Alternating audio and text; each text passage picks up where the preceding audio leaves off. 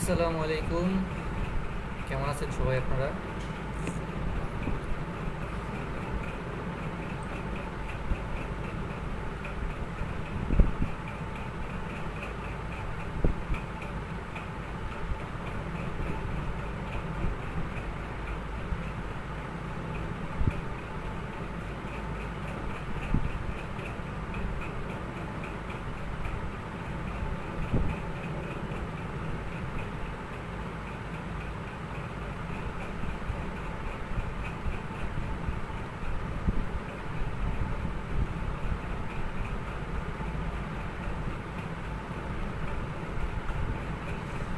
যাই হোক, কেমন আছেন? আশা করি সবাই ভালো আছেন।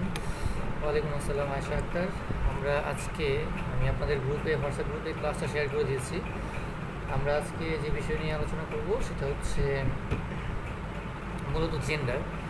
তবে আমাদের গত ক্লাসে আমাদের ক্লজের যে আলোচনাটা চলতেছিল, গত দুইটা ক্লাসে যে আলোচনাটা শুরু হয়েছিল সেটার শেষ হয়নি, অর্থাৎ সেখান থেকে কিছু জিনিস বাকি আছে, সেটা একটু আগে কভার করব, তারপরে আমরা ক্লজ নিয়ে আলোচনা করব।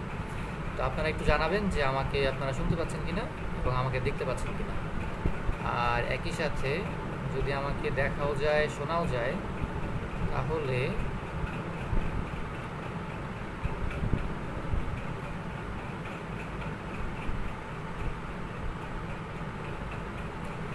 তাহলে আমার পিছনে যে শীটটা দেখা যাচ্ছে, যেটা আপনাদেরকে দেওয়া হয়েছে, সেটাও একটু দেখা যায় কিনা দেখেন।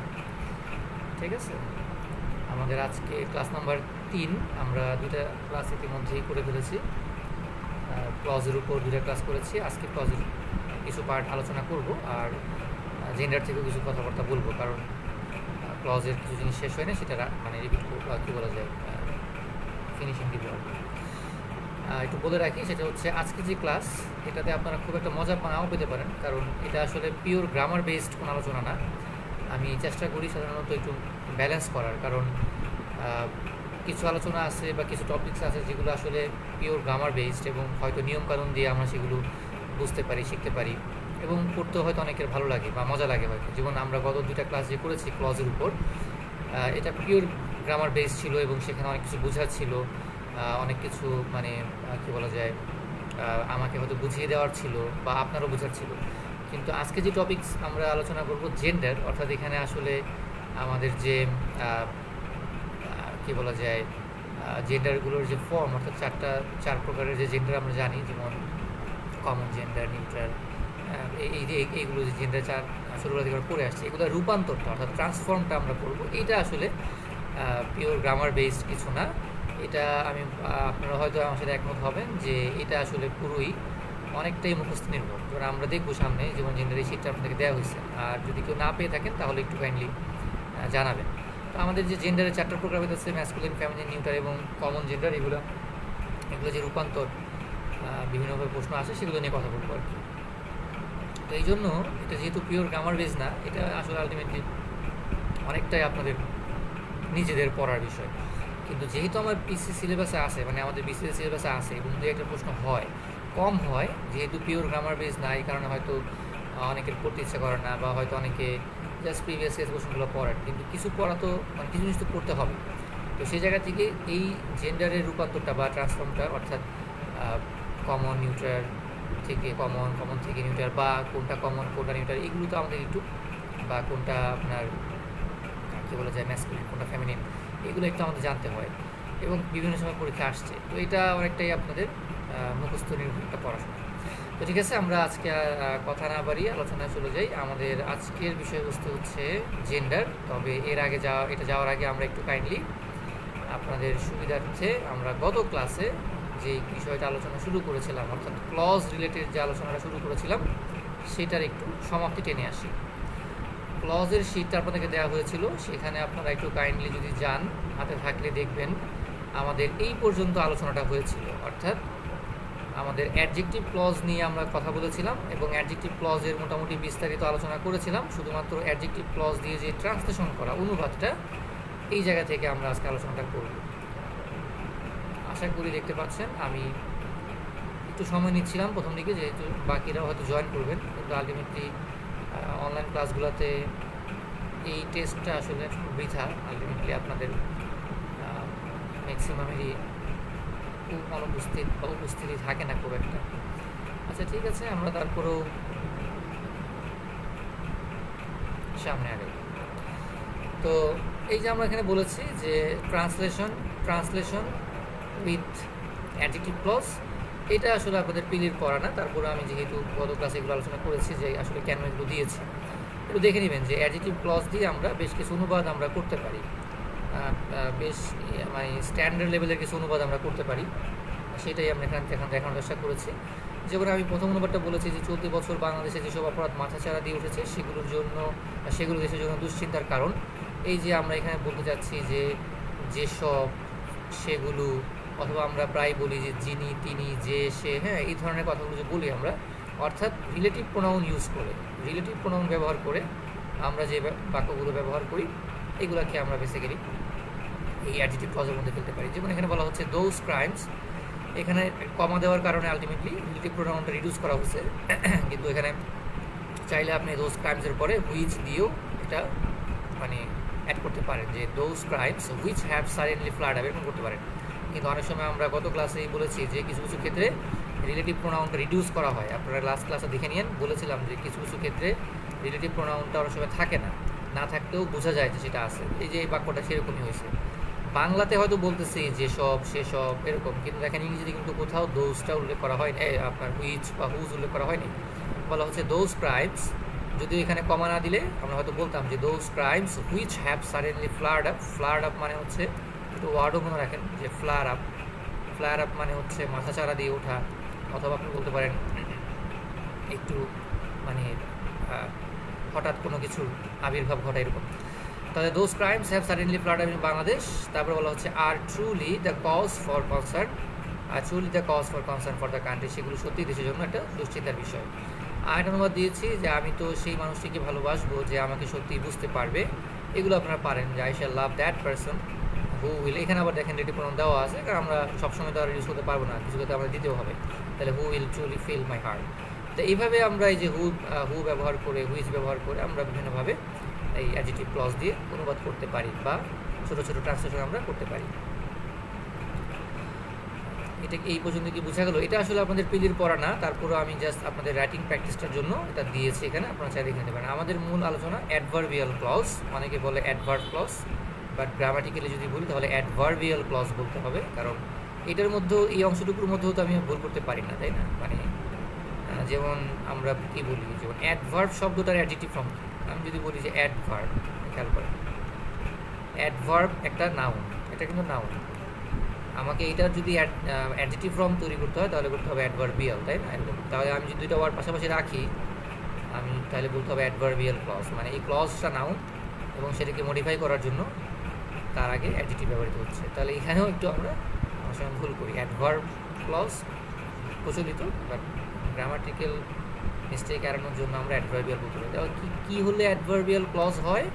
আমরা লাস্ট ক্লাসে বলেছিলাম, আপনি যদি নাউন ক্লজ এবং অ্যাডজেক্টিভ ক্লজ এই দুইটা যদি আপনি ভালো করে বুঝতে পারেন, তাহলে বাকি এটা এই দুটা না হইলে, অর্থাৎ আমরা যদি অপশন টেস্ট করে দেখি যে কোনোটা নাউন ক্লজও হয় নাই, অ্যাডজেক্টিভ ক্লজও হয় নাই, যেটা নাউন ক্লজও হবে না, অ্যাডজেক্টিভ ক্লজও হবে না, এটি অ্যাডভার্ব ক্লজ। এটা হচ্ছে আমাদের শর্টকাট বা আমাদের একটা ট্রিক্স। কিন্তু প্রকৃত অর্থে অ্যাডভার্বিয়াল ক্লজ বেসিক্যালি এমন ক্লজ যেখানে একটা সেন্টেন্সে আপনার 4 ধরনের প্রশ্নের উত্তর থাকে। আমরা প্রায় বলি যে যেমন হোয়াই কোয়েশনের উত্তর থাকবে, তারপরে আপনার থাকতে পারে হাউ দুঃখিত হোয়ার কোয়েশনের উত্তর থাকবে, তারপরে হোয়েনের উত্তর থাকবে, মানে কেন, কোথায়, কখন এবং কিভাবে। এই 4টা কোয়েশনের উত্তর বেসিক্যালি আমার অ্যাডভার্বিয়াল ক্লজগুলো দিয়ে থাকে। অর্থাৎ যেটা অ্যাডভার্বিয়াল ক্লজ হয় সেগুলোতে আমরা যদি প্রশ্ন করি যে আসলে ফাইনালভাবে যদি প্রশ্ন করি যে কাজটা কেন হলো, কাজটা কোথায় হলো, কখন হলো এবং কীভাবে হলো, বেসিক্যালি যেটা অ্যাডভার্বের যে কাজ, অ্যাডভার্ব কী করে, অ্যাডভার্বই কিন্তু এই 4 ধরনের কোশ্চেনের উত্তর খুঁজে, যে একটা কাজ কীভাবে হলো, কেন হলো। আমরা একটা এক্সাম্পল দেখি, তাহলে আমাদের বিষয়টা ক্লিয়ার হবে। ধরেন আপনাকে বলা হচ্ছে যে এই এক্সাম্পলটা, যে wait until I come back. তাহলে এই যে আনটিল আই কাম ব্যাক, এটাকে আন্ডারলাইন করা আছে, বলছে এটা কী ক্লজ। এখন এই অংশটা, আনটিল আই কাম ব্যাক অংশটা আমাকে কী রকম একটা, মানে কী ধরনের কী বলা যায়, কোশ্চেনের আনসার দিচ্ছে। আমাকে বলতেছে অপেক্ষা করো যতক্ষণ না পর্যন্ত আমি ফিরে আসি। তাহলে আমি প্রশ্ন করতে পারি যে এই যে ওয়েটকে প্রশ্ন করতে হবে, মানে ফাইনাইট ভার্বকে, যে কতক্ষণ পর্যন্ত আমাকে অপেক্ষা করতে হবে, কতক্ষণ পর্যন্ত, মানে আলটিমেটলি ওই যে হোয়েনের উত্তরটা পাচ্ছি আমরা, ঠিক আছে। বা দুঃখিত, এখানে আমরা হাউর উত্তরটা পাচ্ছি, যে হাউ লং এর উত্তরটা পাচ্ছি, ওই হাউ দিয়ে প্রশ্ন করা। তার মানে এরকম যে আমরা যদি একটা, বা আমি যদি পরের এক্সাম্পলটা দেখি, বলা হচ্ছে when I met her I just got cloud 9। আমি যখন তার সাথে সাক্ষাৎ করলাম তখন আমি আনন্দে আত্মহারা হয়ে গেলাম। ক্লাউড 9 একটা ইডিওমেটিক এক্সপ্রেশন, এটা একটু মনে রেখে, কিছু কিছু ইডিওম আমাদের লাগে। ক্লাউড 9 মানে হচ্ছে খুবই আনন্দে আত্মহারা হয়ে যাওয়া, খুব উৎফুল্লিত হয়ে যাওয়া। আপনি যেটাকে বলেন এক্সট্রিমলি ডিলাইটেড, বা আপনি বলেন ভেরি হ্যাপি, হ্যাঁ, ওরকম মাঝে মাঝে আমরা একটু ইডিওমেটিক এক্সপ্রেশন ব্যবহার করতে পারি। তাহলে এখানে আমি কী পাচ্ছি, যে আমি আসলে কখন আমি আই জাস্ট, মানে প্রিন্সিপাল ক্লজ যেটা, আপনি কাকে প্রশ্ন করবেন, প্রিন্সিপাল ক্লজের ভার্বকে। তবে এই যে এটাকে আই জাস্ট গট ক্লাউড 9, এই অংশের যে ভার্ব বা পুরো অংশটা, এটাকে চিন্তা করে প্রশ্ন করবেন যে আমি আসলে কখন আনন্দে আত্মহারা হয়েছিলাম। উত্তর আসবে দেখেন হোয়েন আই মেট হার, যখন আমি তার সাথে সাক্ষাৎ করেছিলাম।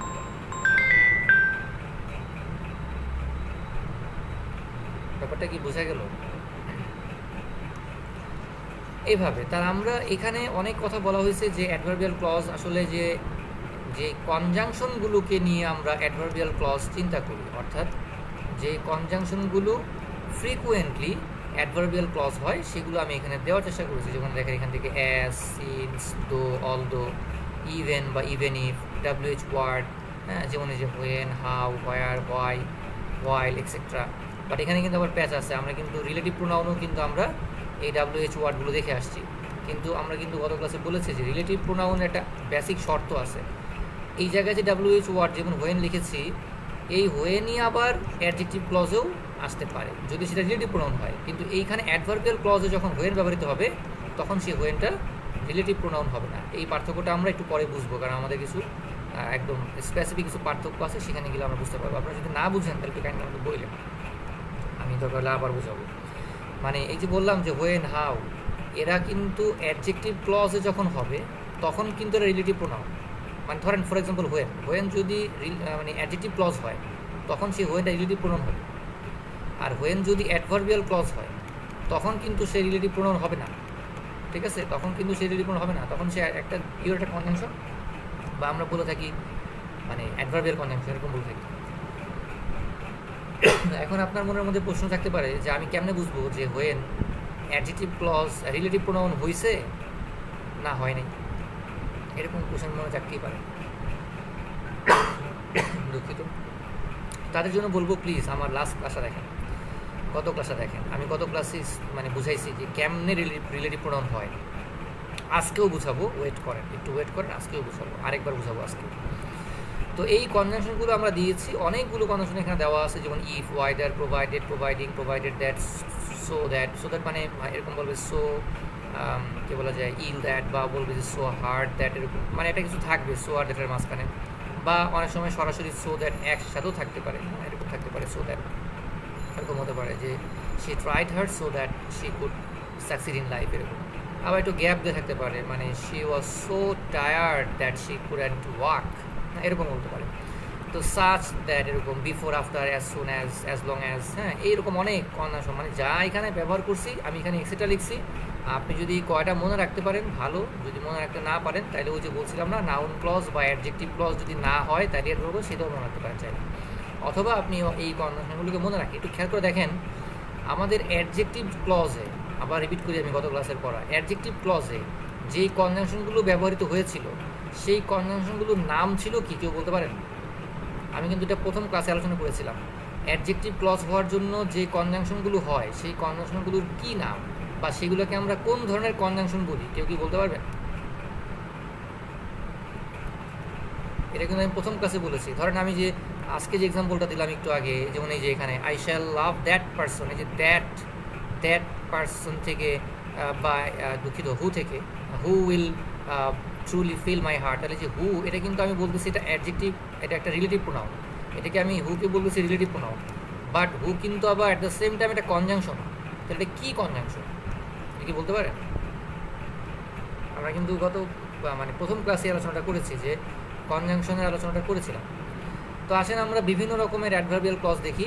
প্রথমত অ্যাডভার্বিয়াল ক্লজ অফ টাইম, সময় রিলেটেড অ্যাডভার্বিয়াল ক্লজ। যেমন আমরা এখানে প্রত্যেকটা এক্সাম্পল দিয়েছি, প্রত্যেকটাই সময় রিলেটেড। এটা বলা হচ্ছে যে as soon as had he ran away then the police came, সে মানে দৌড়ে চলে যাওয়া মাত্রই পুলিশ চলে আসলো। তার মানে এখানে একটা টাইম রিলেটেড, মানে যখনই সে দৌড়ে চলে গেলো তখনই পুলিশ চলে আসলো। ওটা এরকম যখন তখন মানে একটা টাইম রিলেটেড একটা সেন্স বোঝায়। অনেকে মনে করে যে টাইম বলতে কোনো একদম টাইম উল্লেখ থাকবে, যেমন এরকম অ্যাট 5 PM, অ্যাট 4 PM, এরকম না ব্যাপারটা। টাইম রিলেটেড মানে এটা ইন আ সেন্স ধরে নিতে হবে যে টাইমটা এমন না যে ফিক্স থাকবে। এমন হতে পারে যে বলছে এখানে যে when I met her I just got cloud nine, তার মানে কী বলছে যে আমি যখন তার সাথে সাক্ষাৎ করেছিলাম তখন আমি আনন্দে আত্মহারা হয়ে গিয়েছিলাম। তাহলে এখানেও ওইরকম যে কখন আত্মহারা হয়েছিল আনন্দে, যখন আমি তার সাথে মিট করেছিলাম। এটা মনে একবার পরীক্ষা আসছিল এই এক্সাম্পলটা, যে strike while the iron is hot, বলতেছে ঝোপ বুঝে কোপ মারো। এটা এটা একটা মানে প্রবাদ বাক্য মতো আর কি। বা আপনি যদি আক্ষরিক অর্থ নেন তাহলে অর্থ হবে স্ট্রাইক আঘাত করো while the iron is hot, যখন আয়রনটা বা লোহাটা যখন গরম থাকে, যখন লোহাটা গরম থাকে তখন তুমি এটাকে আঘাত করো, স্ট্রাইক করো। তার মানে আপনি স্ট্রাইককে প্রশ্ন করেন। ওই যে প্রিন্সিপাল ক্লজকে প্রশ্ন করতে বলা হয়েছে, বলেছিলাম যে প্রশ্নটা কাকে করবো, যে কখন, কোথায়, কিভাবে, কেন। প্রিন্সিপাল ক্লজকে যে কখন তুমি আঘাত করবা লোহাতে, কখন, হোয়েন, তাহলে উত্তর আসবে while the iron is hot, যখন আয়রনটা গরম থাকে। বা আপনি যদি এটা প্রবাদ বাক্যে নিয়ে যান তাহলে অর্থ হবে ঝোপ বুঝে কোপ মারা, হ্যাঁ এরকম। তাহলে আমরা অ্যাডভার্বিয়াল ক্লজ অফ টাইমটা বুঝতে পারবো। এবং আন্ডারলাইন করা অংশগুলো adverbial clause. Adverbial clause of place, আমরা বলেছিলাম যে হোয়ারের উত্তর পাবো আমরা এখানে, মনে আছে হোয়ার। তাহলে আমরা এখানে হোয়ার উত্তরগুলো পাবো। যেমন বলছে return whence you came from. অনেকে হুইন্সটার সাথে পরিচিত না, একটু পরিচিত হয়ে নেই। হুইন্স বেসিক্যালি মানে স্মার্ট অর্থে এটাকে হোয়ারের একটা অল্টারনেটিভ বিবেচনা করা হয়। বর্তমানে অনেক লেখালেখিতে হুইন্স শব্দটা ব্যবহার করা মানে করতে আমরা দেখি। তো আপনারা চাইলে এটা ব্যবহার করতে পারেন, সবসময় যে হোয়ার ব্যবহার করতে হবে দ্যাট ইজ নট নেসেসারি, তো একটু অল্টারনেটিভ করে ব্যবহার করতে পারেন। আচ্ছা, তাহলে এখানে দেখেন আমরা বলতেছি স্টে হোয়ার আর ইউ, যেখানে আছো সেখানেই অবস্থান করো, প্লেস। রিটার্ন চলে যাও, ব্যাক করো, হোয়েন্স ইউ কেম ফ্রম, যেখান থেকে তুমি আসছো, তাহলে প্লেস পাইলাম। Adverbial clause of reason, cause, result, এগুলো বেসিক্যালি আমরা ওই যে হাউ কিংবা হোয়াই কোশ্চেনের উত্তর আমরা পাবো। হ্যাঁ, হাউ বা হোয়াই কোশ্চেনের উত্তরে পাবো যে কী ধরনের প্রশ্ন আমরা। সাবঅর্ডিনেটিং কনজাংশন, এক্স্যাক্টলি সাবঅর্ডিনেটিং না Robin Reza, just subordinate conjunction, ঠিক আছে। এটাকে আবার আপনি মানে করেন না, ওই অ্যাডজেক্টিভ ফর্মে নেওয়ার প্রয়োজন নাই। সাবঅর্ডিনেট কনজাংশন এইভাবেই বলি আমরা, subordinate conjunction. Subordinate itself an adjective, মানে you shouldn't need to form to change this form মানে to subordinating from subordinate, clear? Anyways, তো ঠিক আছে, আপনার তো ঠিক আছে। আমরা অ্যাডজেক্টিভ ক্লজে যে ধরনের কনজাংশনগুলোকে দেখি সেগুলো ছিল subordinate conjunction, exactly. Thank you Reza সাহেব।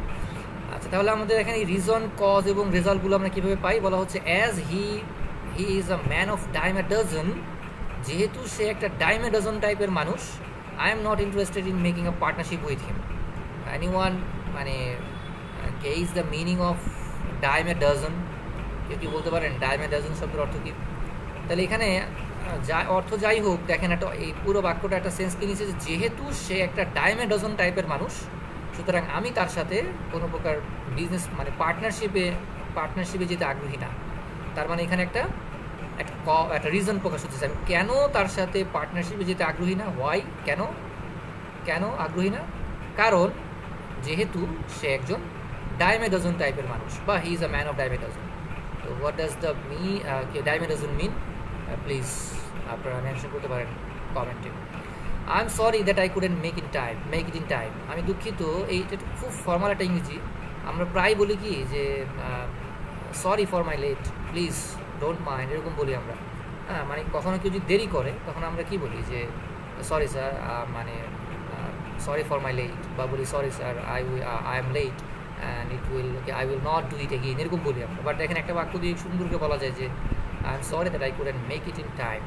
এই I couldn't make it in time এইটা মিন করে যে আমি আসলে সময় মতো আসতে পারি নাই, বা আমি কাজটা সময় মতো করতে পারি নাই, বা আমার লেট হয়ে গিয়েছিল কোনো একটা কাজে। তো আপনি বলতে পারেন কেন আমি সরি বলতেছি, কেন আমি দুঃখ প্রকাশ করতেছি, কারণ আমি সময় মতো করতে পারি নাই। He couldn't attend the party because he came late, সে পার্টি করতে পারে নাই কারণ সে দেরি করে আসছে। তাহলে দেখেন সবই দেখেন কেন, তারপরে আপনার ওয়াই কিংবা হাউ, এই ধরনের কোয়েশ্চেন উত্তর আমরা পাবো। I am so tired that I cannot walk, আমি এতই ক্লান্ত যে আমি হাঁটতে পারছি না। তাহলে আমার হাঁটতে না পারার কারণ কি? I am so tired. অথবা he is such a fool that I cannot count on him, সে এতটাই বোকা যে আমি তার উপর নির্ভর করতে পারি না। তার মানে আমি আসলে কেন তার উপর নির্ভর করতে পারি না? কারণ সে প্রচণ্ড মাত্রায় বোকা, এরকম। তাহলে এই যে বিষয়গুলো আমরা দেখলাম, এগুলো সবই কোনো না কোনো রিজন, কজ বা রেজাল্টকে ইন্ডিকেট করে, এবং এরা হচ্ছে অ্যাডভার্বিয়াল ক্লজ। এবং আপনি দেখবেন এগুলোর সাথে আপনি কোনোভাবেই নাউন ক্লজ বা অ্যাডজেক্টিভ ক্লজকে আপনি কোনোভাবে মিলাতে পারবেন না, না স্ট্রাকচার দিয়ে মিলাতে পারবেন, না অর্থ দিয়ে মিলাতে পারবেন, কোনোভাবে মিলাতে পারবেন না। সুতরাং এটা আসলে ধরাটা খুব কঠিন না। আবার দেখেন পারপাস বলা হচ্ছে, we read that we may learn, আমরা পড়ি যাতে আমরা শিখতে পারি। তাহলে আমরা কেন পড়ি? কেন দিয়ে প্রশ্ন করেন রিডকে, আমরা কেন পড়ি? উত্তর আসবে দ্যাট উই মে লার্ন, আর যাতে আমরা শিখতে পারি। দ্যাট মিনস এটা আপনার উদ্দেশ্যকে ফুলফিল করতেছে। বা আপনি এটাকে কারণ দিয়েও এর মতো ফেলতে পারেন, মানে রিজন বা কজের মতো ফেলতে পারেন, যে আমরা আসলে কেন পড়ি, আমাদের পড়ার কারণটা কী। যদিও এখানে পারপাসগুলো আলাদা করেছি, একটা ক্যাটাগরি করেছি আলাদা, আপনি চাইলে এই ক্যাটাগরিটাকে এটার মতো ফেলতে পারেন, হ্যাঁ, যে আমরা আসলে কেন পড়ি, পড়ার কারণ কি, যাতে আমরা শিখতে পারি। Walk slow lest you should fall, আস্তে আস্তে হাঁটো, আদারওয়াইজ তুমি পড়ে যাবা, বা তুমি মানে কী বলা যায়, আস্তে না হাঁটতে তুমি পড়ে যাবা। তাহলে তোমার পারপাসটা কি? আস্তে হাঁটার পারপাসটা হচ্ছে যাতে তুমি পড়ে না যাও, মানে আস্তে হাঁটো যাতে তুমি পড়ে না যাও। অথবা কন্ডিশন কিংবা সাপোজিশনগুলো অ্যাডভার্বিয়াল ক্লজ হয়। কন্ডিশন আমরা সবাই জানি যে ইফ দিয়ে হয়, হ্যাঁ, এটা যদি তবু এরকম অর্থ থাকে। যেমন বলা হচ্ছে, if I succeeded in solving this problem I would be promoted to the next level, যদি আমি এই সমস্যা সমাধান করতে পারতাম বা সফল হতাম, তাহলে আমি পরবর্তী ধাপে উত্তীর্ণ হতে পারতাম। বা বলতেছে, I shall not go unless she comes with me, মানে সে যদি, আমি যাব না যদি না সে আমার সাথে যায়। তার মানে এই যে এগুলোকে আলটিমেটলি আপনি কন্ডিশন বলতে পারেন।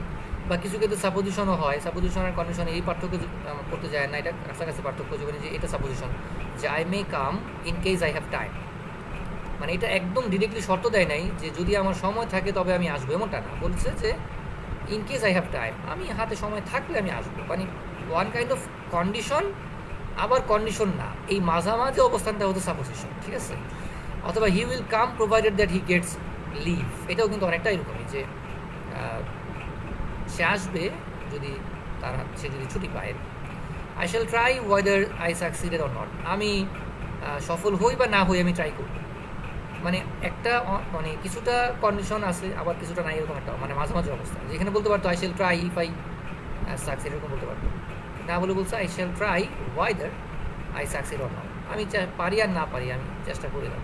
This is call supposition. আর কন্ডিশন তো সরাসরি ইফ থাকলে আপনারা জানেন।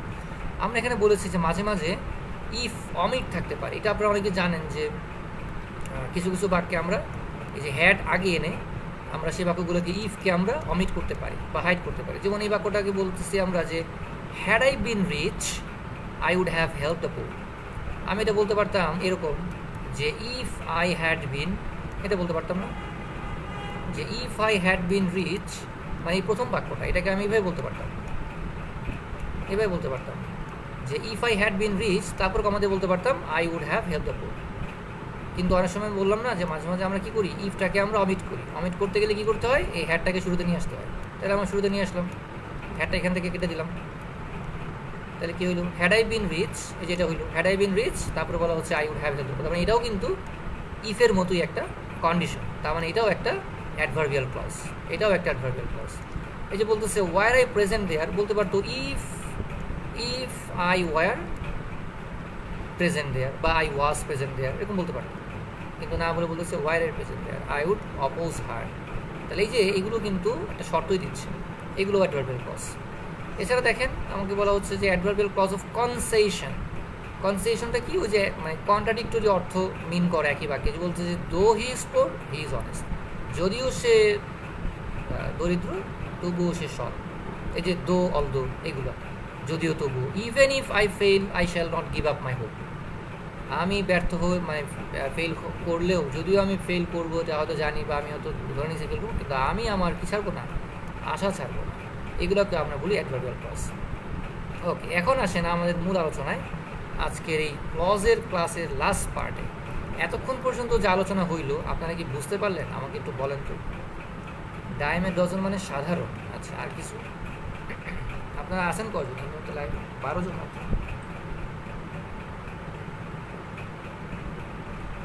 আপনারা কাইন্ডলি একটু আমাকে বলেন এই পর্যন্ত আপনারা বুঝতে পারলেন কি? তাইলে আমরা এই প্যাচের জায়গাটা যাবো আর কি। আচ্ছা, ডায়ামে ডজন মানে রেজা সাহেব বলেছে সাধারণ, অনেকটাই হয়েছে উত্তর, বাট এক্স্যাক্টলি আসে না আর কি, মানে অভিব্যক্তিটা পুরোপুরি আসে।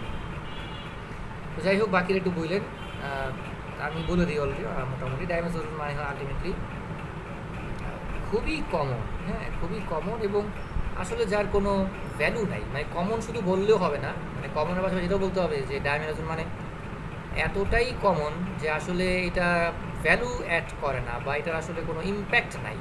এই যে ওখানে বলেছিলাম যে he is a man of dime a dozen, তার মানে অর্থটা হচ্ছে এরকম যে সে আসলে এতই মানে অতি সাধারণ মানুষ যার আসলে কোনো ভ্যালু নাই, বা কেউ কারোর কাছে তার মূল্য নাই, এরকম মানুষের সাথে আমি পার্টনারশিপে যেতে চাই না, এরকম অর্থ ছিল আর কি। এনিওয়েজ, আশা করি বাকিরাও বুঝবেন। ওকে, তাহলে আমরা পার্থক্যগুলো দেখি। আমরা এখানে বলার চেষ্টা করেছি যে আমাদের দেখেন এতক্ষণ পর্যন্ত যে আলোচনাটা করেছি গত 2টা ক্লাসে, তার সামারি এটা, এবং এইটুকু এখান থেকে শুরু করে যারা বুঝবেন তাদের আলটিমেটলি গত ক্লাস এবং মানে লাস্ট 2টা ক্লাস ওখানটা হয়ে যাবে। তো আমরা বলতে যাচ্ছি যে এই নাউন, অ্যাডজেক্টিভ এবং অ্যাডভার্বিয়াল ক্লজের মধ্যে প্যাচ কথাটা বলার কারণ হচ্ছে, দেখেন আপনার কাছে কখনো মনে হবে এটা নাউন, কখনো মনে হবে অ্যাডজেক্টিভ ক্লজ, কখনো মনে হবে অ্যাডভার্ব ক্লজ। আমি প্রথমেই যে পার্থক্যটা দিয়ে আলোচনা করব, দ্যাট যুক্ত। আপনি দেখেন আমরা এখানে এই প্রথম ঘরটাকে রেখেছি নাউন ক্লজের, সেকেন্ড ঘরটা অ্যাডজেক্টিভ ক্লজ, থার্ড ঘরটা হচ্ছে অ্যাডভার্বিয়াল ক্লজ। তা আমি যদি এটাকে একটু আলাদা করে মার্কিং করি, তাহলে এটাকে আমি কীভাবে করতে পারি? নাউন ক্লজ, এটা হচ্ছে অ্যাডজেক্টিভ ক্লজ, এটা হচ্ছে অ্যাডভার্বিয়াল ক্লজ। 3টা ক্লজ আমরা এখানে 3টা বক্সে দেখাবো। একটু খেয়াল করে দেখেন, প্রথম যে নাউন ক্লজটা এখানেও একটা দ্যাট আছে, আবার দেখেন অ্যাডজেক্টিভ ক্লজও দ্যাট আছে, আবার দেখেন অ্যাডভার্বিয়াল ক্লজও দ্যাট আছে। তাহলে এখন আপনার একটা প্যাচ লেগে যেতে পারে যে ভাই দ্যাট এত জায়গায়, তাহলে আপনি কোন দ্যাটটা নাউন ক্লজে ব্যবহৃত হচ্ছে, কেন হচ্ছে, কোন দ্যাটটা অ্যাডজেক্টিভ ক্লজে হচ্ছে, কেন হচ্ছে, কোন দ্যাটটা অ্যাডভার্বিয়াল ক্লজে হচ্ছে এবং কেন হচ্ছে, এই পার্থক্যটা আমরা কিন্তু আলোচনা করে আসছি। জাস্ট এখন একটু আপনার চোখের সামনে তুলে ধরা। এইখানে যে দ্যাটটা ব্যবহৃত হয়েছে নাউন ক্লজে, এই দ্যাটটাকে আমরা নাম দিয়েছিলাম nominal that. Have you remembered? আমরা নমিনাল দ্যাট বলতে একটা কথা বলেছিলাম, নমিনাল দ্যাট। বা আপনি এটাকে অনেকটা বলতে পারেন যে এরকম দ্যাটগুলো বেসিক্যালি একটা সাবজেক্টিভ পার্ট আকারে একটা সেন্টেন্সে ব্যবহৃত হচ্ছে। যেমন এই যে এখানে ইজ নোন ভার্বের সাবজেক্টিভ পার্ট আকারে দ্যাট যুক্ত শুরু করে এই পুরো অংশটাই যে আন্ডারলাইন করা আছে, দ্যাট হি প্লেজ ওয়েল, এই দ্যাট হি প্লেজ ওয়েল অংশটা পুরাটাই বেসিক্যালি ইজ নোনের সাবজেক্ট। আপনি বলতে পারেন যে সে যে ভালো খেলে ইজ নোন টু অল, সেটা সবার কাছেই জানা। তার মানে সবার কাছে জানাটা কি? সে যে ভালো খেলে, এটা তার মানে পুরোটাই এখানে আপনার এই নোন ভার্বের সাবজেক্ট বা সাবজেক্টিভ পার্ট।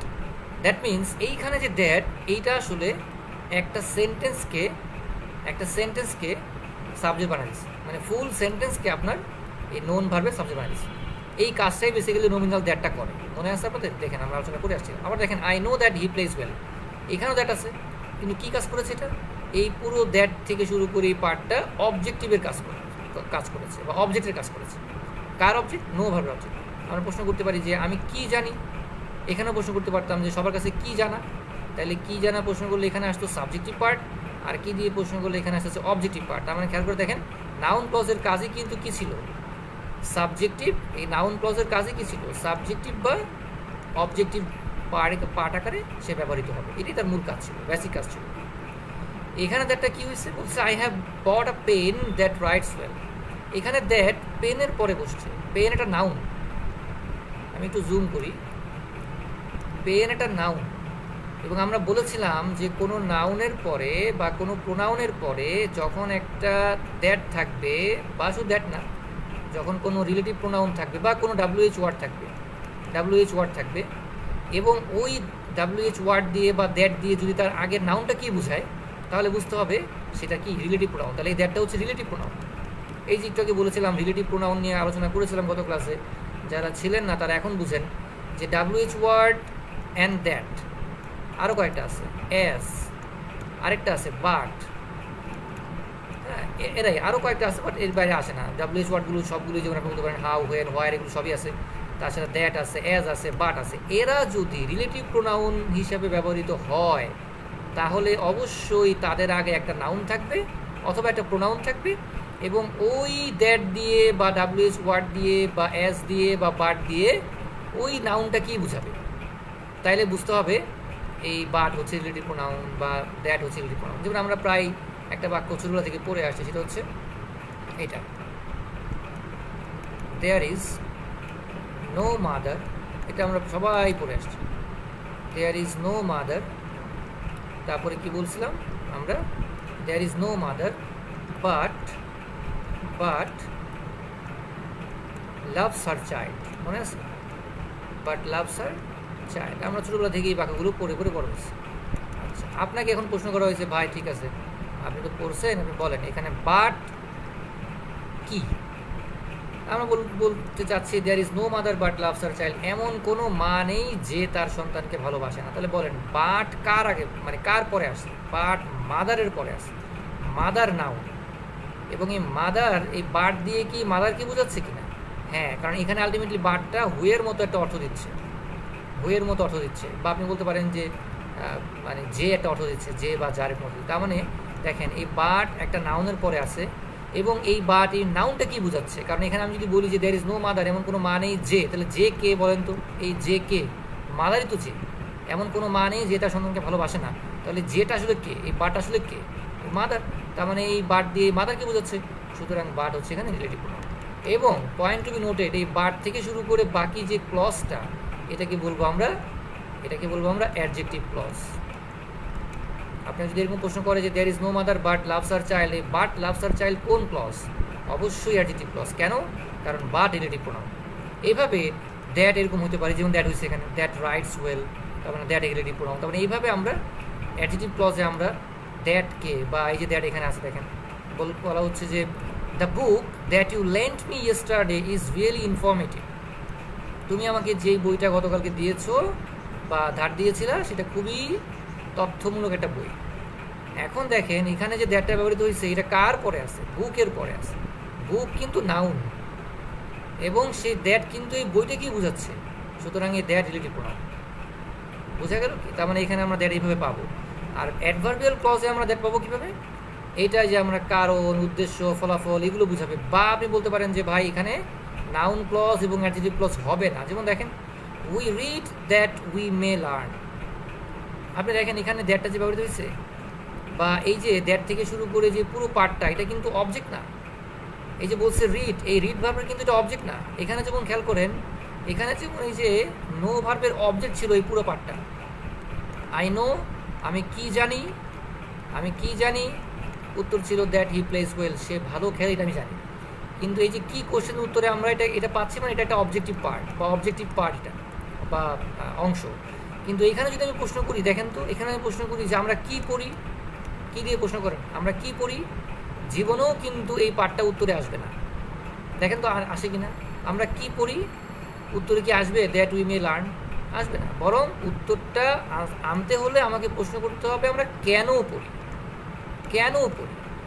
আমাকে রিডকে প্রশ্ন করতে হবে কেন দিয়ে, হোয়াই দিয়ে প্রশ্ন করতে হবে। আর ভাই খেয়াল করেন, হোয়াই দিয়ে প্রশ্ন করলে কি জানি হয়, আজকে আলোচনা করে আসছি। হোয়াই, হোয়েন, হাউ, হোয়ার দিয়ে এগুলো দিয়ে প্রশ্ন করলে কি হয়? এগুলো দিয়ে প্রশ্ন করলে অ্যাডভার্বিয়াল ক্লজ পাওয়া যায়। আবার দেখেন এই দ্যাট কিন্তু রিলেটিভ প্রোনাউনও না। এই মুহূর্তে ক্লাসে জয়েন করেছেন মিথিলা রহমান, আগে কি করেছেন? একটু লেট করে ফেলছেন, সুতরাং লেট করা যাবে না। লেট করলে মিস করবেন, পরে টেনে দেখবেন, ঠিক আছে? এবার তাও ক্লাসে যখন থাকবেনই সময় মতোই থাকেন।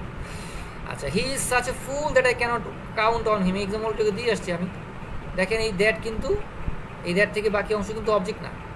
আবার দেখেন এই দ্যাট কিন্তু এই ফুল কিন্তু নাউন না, এটা কিন্তু অ্যাডজেক্টিভ।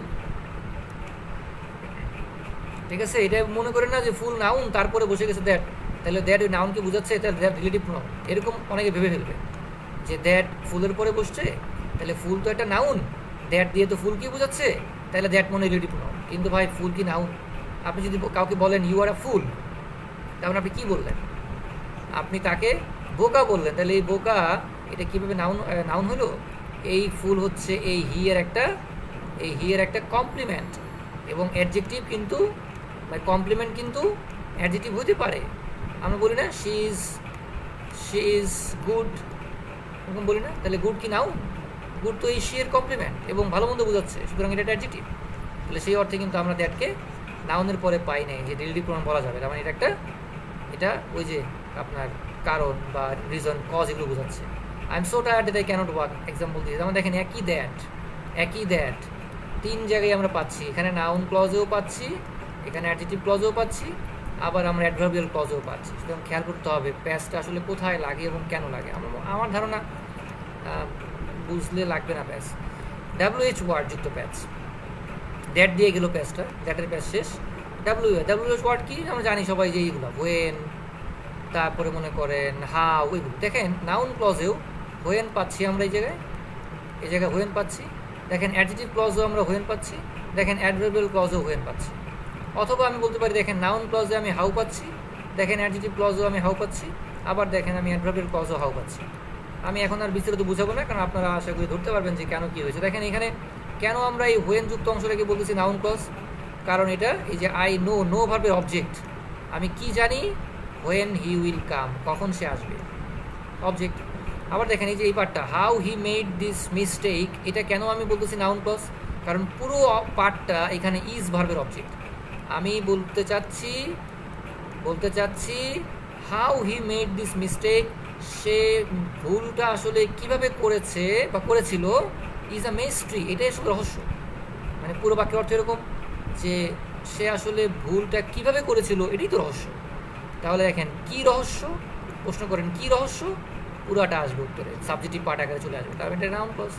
আবার দেখেন একই হোয়েন এখানে আছে, এটাকে বলতেছি আমি অ্যাডজেক্টিভ ক্লজ। কেন বলতেছি? আই নো দ্য টাইম, আমি সেই সময়টা সম্পর্কে জানি যখন।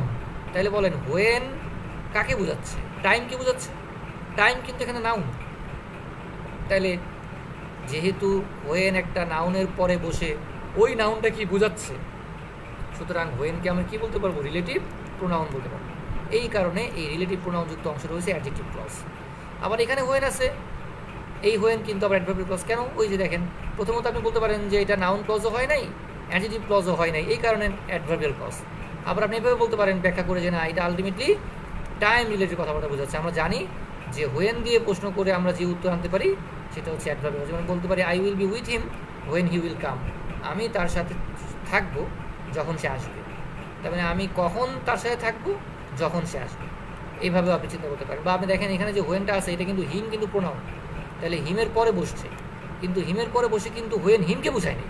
এখানে যেমন হোয়েন টাইমের পরে বসে টাইমকে বোঝাচ্ছে, এই কারণে রিলেটিভ প্রোনাউন, কিন্তু এখানে কিন্তু হোয়েন হিমের পরে বসে হিমকে বোঝায়নি, এই কারণে এটা রিলেটিভ প্রোনাউন হতে পারে নাই। একই ব্যাখ্যা হাউ এর ক্ষেত্রেও।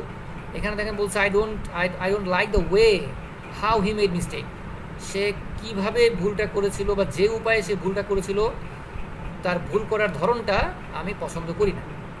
তাহলে হাউ এখানে দ্য ওয়ের পরে বসছে, দ্য ওয়ে কিন্তু নাউন।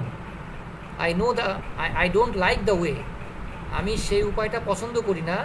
এখন এই যে দ্য ওয়ে এটা কিন্তু অ্যাডজেক্টিভ, দুঃখিত, এটা কিন্তু নাউন, মানে উপায়। আমি যদি বাংলায় বলি উপায়, মানে উপায়টা আমি পছন্দ করি না। আবার দেখেন নাউন হলে কিন্তু সেটা আবার অর্থগতভাবে বোঝা যায়। এখানে নাউন হওয়ার পর এখানে হাউ বলতেছে, কাকে বোঝাচ্ছে হাউ?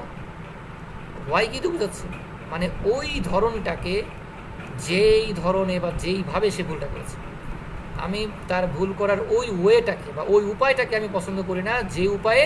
তার মানে ওয়ে আর উপায় কিন্তু হাউ কিন্তু একই জিনিস। আবার এখানেও হাউ আছে, কিন্তু কীভাবে দেখেন, I am confused how he made this mistake, আমি কনফিউজড কেন, এই কেন প্রশ্নের উত্তর দিচ্ছে, এই কারণে এটা অ্যাডভার্বিয়াল ক্লজ। প্যাচগুলো আশা করি লাগবে। এরপর আসেন এই ইফ এবং ওয়াইদার যুক্ত একটা ঝামেলা লাগে, অর্থাৎ এটাকে আমরা প্যাচ লাগাই। কেমন দেখেন, এখানে দেখেন ইফ আছে অথবা ওয়াইদার আছে, এটা ক্ষেত্রে আবার সহজ, এটা অ্যাডজেক্টিভ ক্লজে হয় না, মানে অ্যাডজেক্টিভ ক্লজের ক্ষেত্রে এটা আসে না। এই প্যাচটা শুধু লাগে আমাদের নাউন ক্লজ আর অ্যাডভার্বিয়াল ক্লজের মধ্যে। এটা মনে রাখেন যে কোনো অ্যাডজেক্টিভ ক্লজে কখনোই ইফ বা ওয়াইদার এগুলো আসে না, এটা আসতে পারে হয় নাউন ক্লজ না অ্যাডজেক্টিভ ক্লজ, অ্যাডভার্বিয়াল ক্লজ। বলছে he asked me if I was present there বা ওয়াইদার আই ওয়াজ প্রেজেন্ট দেয়ার। সে আমাকে জিজ্ঞেস করেছিল যে আমি সেখানে উপস্থিত থাকবো কি থাকবো না। এখন আপনি প্রশ্ন করতে পারেন সে আমাকে কি জিজ্ঞেস করেছিল, উত্তর আসবে এটা পুরাটা আসবে যে ওয়াইদার ইফ থেকে শুরু করে বা ওয়াইদার থেকে শুরু করে whether I was present there or not, বা আমি সেখানে উপস্থিত থাকবো কি থাকবো না সেটা। তাহলে কি কোশ্চেনের উত্তরে আমি আন্ডারলাইনকৃত অংশটাকে পাচ্ছি, that is why this is noun clause. এখানে বলতেছি if I were a bird I would fly at large, আমি যদি পাখি হতাম আমি আকাশে মানে স্বাধীনভাবে উড়ে বেড়াতাম। অ্যাট লার্জ মিনস অনেকে এটা হয়তো জানে, তাও বলে দিই, এটা একটা ইম্পর্টেন্ট একটা ইডিয়ম, প্রায় পরীক্ষা আসে। অ্যাট লার্জ স্বাধীনভাবে। তাহলে if I were a bird I would fly at large, আমি স্বাধীনভাবে মানে উড়ে বেড়াতাম। তাহলে আমি এটা অ্যাডভার্বিয়াল ক্লজ কেন বলতেছি, কারণ আমার স্বাধীনভাবে উড়ার একটা কন্ডিশন এখানে সে ফুলফিল করতেছে। Clear? Whether I was present there was uncertain, এখানে বলতেছে আমি উপস্থিত ছিলাম কি ছিলাম না সেটা একটা অনিশ্চিত ঘটনা। তাহলে কি অনিশ্চিত? Whether I was present there or not. আর এখানে দেখে বলছে I shall try whether I succeed or not, আমি চেষ্টা করতেই থাকবো যতক্ষণ না পর্যন্ত আমি মানে সফল হই অথবা ব্যর্থ হই। এবং এই অ্যাডভার্বিয়াল ক্লজগুলোকে আপনি আসলে কি দিয়ে প্রশ্ন করতে পারবেন না কোনোভাবে, মানে কী দিয়ে প্রশ্ন করার সুযোগ থাকে না। যেমন বলতে পারবেন যে I would fly at large, কী প্রশ্ন করবেন যে আমি কী উড়বো, এরকম প্রশ্ন করা যায়, বা আমি কী স্বাধীনভাবে উড়বো। তার মানে কী দিয়ে প্রশ্নটা বেসিক্যালি করা যায় নাউন ক্লজকে। ঠিক আছে, সুতরাং এইভাবে বোঝা যাবে, আপনি বুঝতে পারবেন। এনিওয়েজ আমাদের ক্লজের আলোচনা শেষ। আমরা এখানে আপনাদেরকে কিছু কাজ দিব আজকে, এটা অলরেডি আমি সেটা দিয়েছি অনেক আগে, তারপরেও আজকে আমি বলে দিই প্র্যাকটিস দেওয়া আছে, ট্রাই ইয়োর সেলফ। আমি বলেছি যে এখানে প্রায় মনে হয় কয়টা, প্রায় 21টার মতো দেওয়া আছে। এই 21টা ক্লজ আপনি আইডেন্টিফাই করার ট্রাই করবেন যেগুলো কি ক্লজ, এবং আইডেন্টিফাই করার সময় আপনি অবশ্যই কোত্থেকে শুরু করবেন। আমাদের যে ক্লজের যে বেসিক চার্টটা ছিল, যে আমরা ক্লজকে দুই ভাগে ভাগ করেছিলাম, যে ক্লজ প্রাথমিকভাবে দুই প্রকার, একটা হচ্ছে প্রিন্সিপাল ক্লজ বা ইন্ডিপেন্ডেন্ট ক্লজ, একটা হচ্ছে ডিপেন্ডেন্ট ক্লজ। ডিপেন্ডেন্ট ক্লজকে আমরা ভাগ করেছিলাম দুই ভাগে, একটা হচ্ছে সাবঅর্ডিনেট ক্লজ, তিন ভাগে, একটা হচ্ছে কোঅর্ডিনেট ক্লজ, একটা হচ্ছে কো রিলেটিভ ক্লজ। আবার আমরা সাবঅর্ডিনেট ক্লজকে ভাগ করেছি তিন ভাগে, নাউন ক্লজ, অ্যাডজেক্টিভ ক্লজ এবং অ্যাডভার্বিয়াল ক্লজ।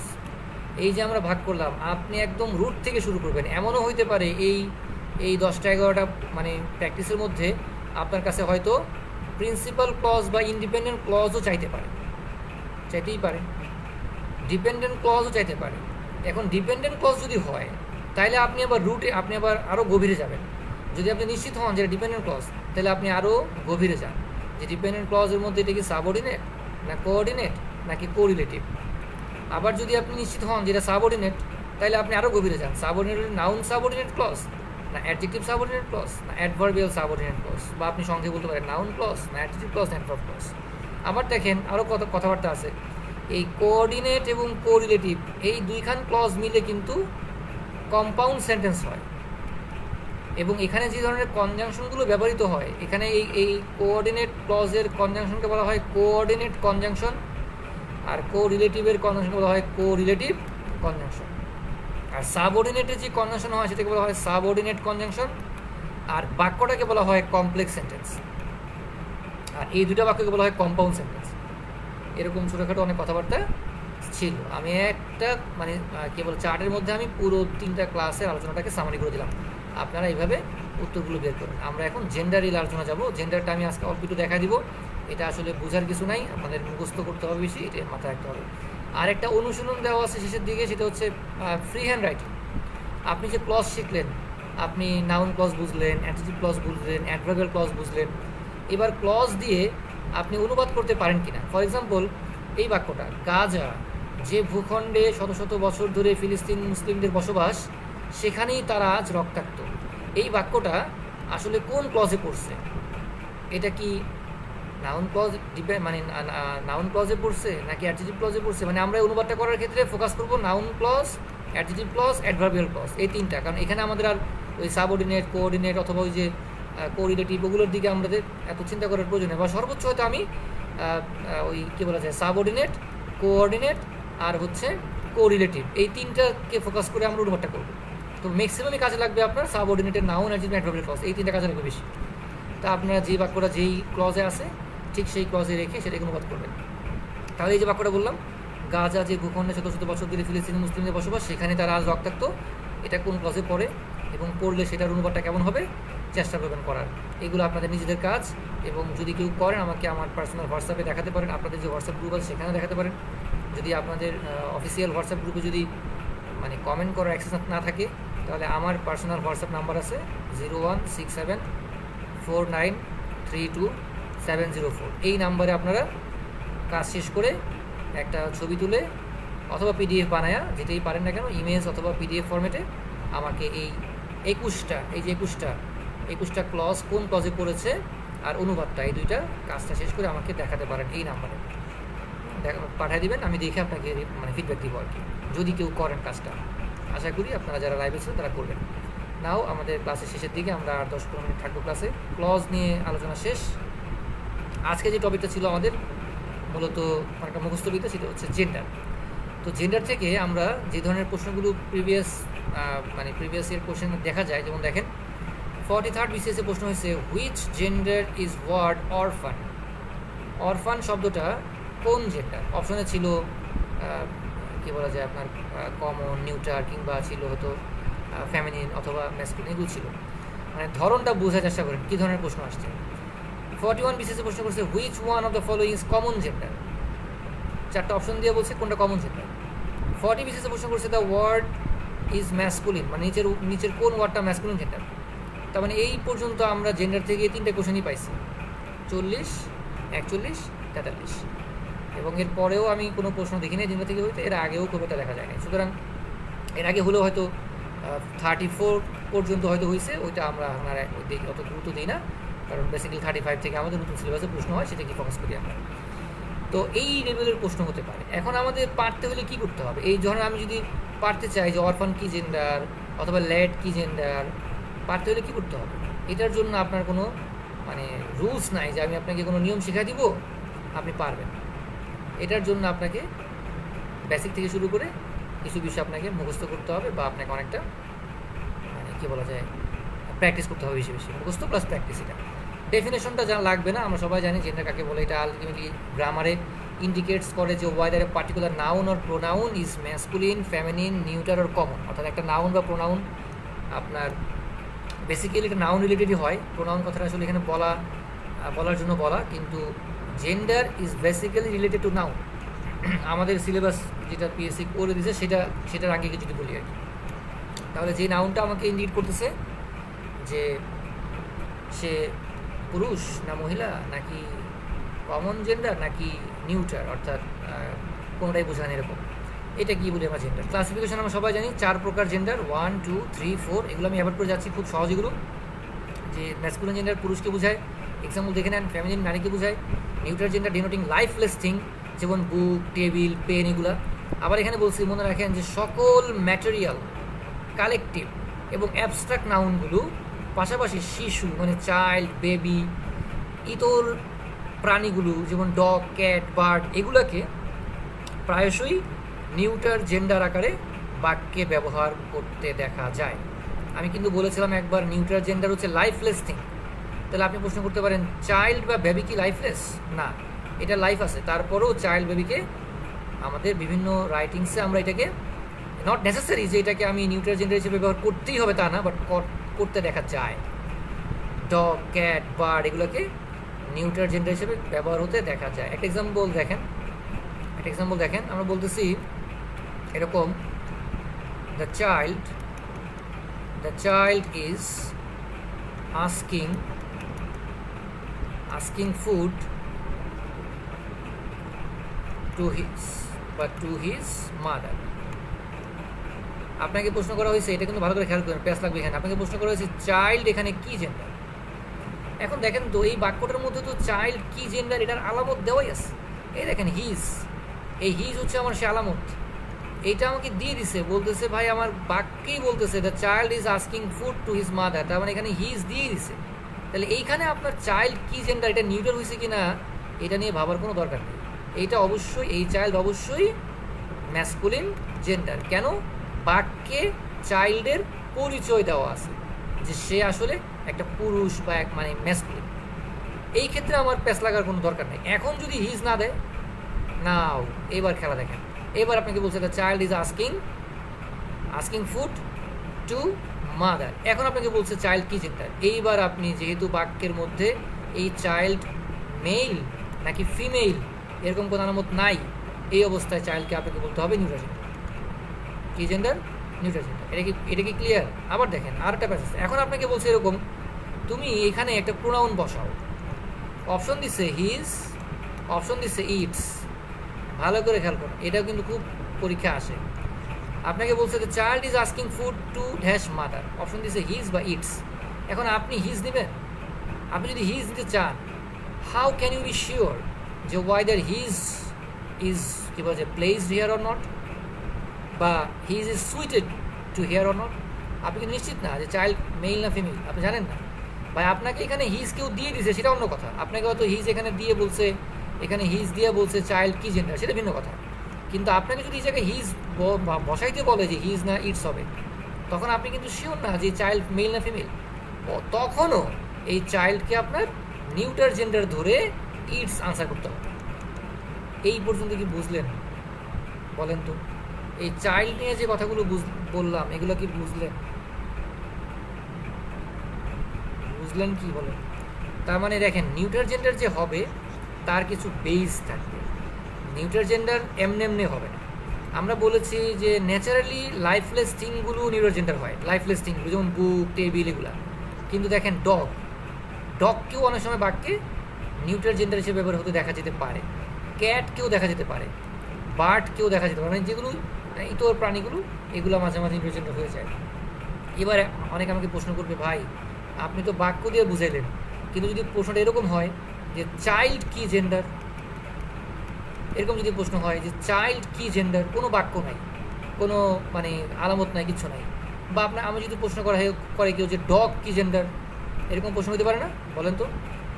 ক্যাট কি জেন্ডার, মানে কোনো বাক্য নাই। বাক্য থাকলে আমি বুঝতে পারবো যে ক্যাট এখানে আসলে মেল না ফিমেল নাকি ক্যাট কিছুই বোঝাচ্ছে না, তখন আমি চিন্তা করে উত্তর নিতে পারি। কিন্তু আমার তো সেন্টেন্সই নাই, তখন আমি কী করব? তখনও আপনি এটাকে নিউটার জেন্ডার প্রিফার করবেন। আপনি যদি বলে চাইল্ড কি gender, neuter gender. Dog, cat, neuter gender. ওই যে কোন শর্তে এটা চাইল্ড ব্যতীত মানে বোঝাচ্ছে না কোনটাই মেল না ফিমেল, সেই শর্তে। আর ডগ কেন আমি নিউটার জেন্ডার নিব তখন? কারণ তখন আমি ডগকে ধরে নিব এটা একটা ইতর প্রাণী বিশেষ, এই হিসাবে আমি এটাকে বলে দিব নিউটার জেন্ডার। আর কমন জেন্ডার সবাই জানি আমরা, যেটা দুইটা গিয়ে বোঝায়। যেমন আপনি অরফান যখন বলবেন তখন এটা এতিম ছেলেকেও বোঝাবে, এতিম মেয়েকেও বোঝাবে। আপনি যখন প্যারেন্টস বলবেন বাবাকেও বোঝাবে, মাকেও বোঝাবে। আপনি যখন সভরেন বলবেন তখন আপনার কী বলা যায়, সার্বভৌম যিনি নারী শাসক তাকেও বোঝাবে, সার্বভৌম যিনি পুরুষ শাসক তাকেও বোঝাবে। এগুলো আলটিমেটলি কমন হয়ে যায় আর কি। আশা করি এর সমস্যা হবে। ম্যাসকুলিন জেন্ডার থেকে ফ্যামিলিন জেন্ডার রূপান্তর, যেটা আমাদের পরীক্ষা বিষয় আছে, যে একটা ম্যাসকুলিন জেন্ডার আছে, এটাকে আমি ফ্যামিলিন জেন্ডারে কীভাবে রূপান্তর করব? ভাই কোনো রুলস নাই রূপান্তর করার। এখানে আমি কিছু কথা বলছি, এগুলোকে দেখে নিন। কারণ যে শব্দের পরিবর্তন ঘটাইতে হবে, ম্যান থেকে উইমেন। আবার আমি বলতেছি লাস্টে ইএস লাগাইতে হবে, যেমন অথর থেকে অথরেস। আবার আমি বলতেছি যে ম্যাসকুলিনের আগে পরে নারীবাচক ওয়ার্ড লাগাইতে হবে, যেমন গ্র্যান্ডফাদার থেকে গ্র্যান্ড মাদার। আবার কিছু বলতেছি বিদেশি ওয়ার্ড, যেগুলো কোনো রুলস নাই। আলটিমেটলি কোনো জেন্ডার পরিবর্তনের ক্ষেত্রে ম্যাসকুলিন থেকে ফেমিনিন বানাবেন, আলটিমেটলি কোনো স্পেসিফিক রুলস নেই।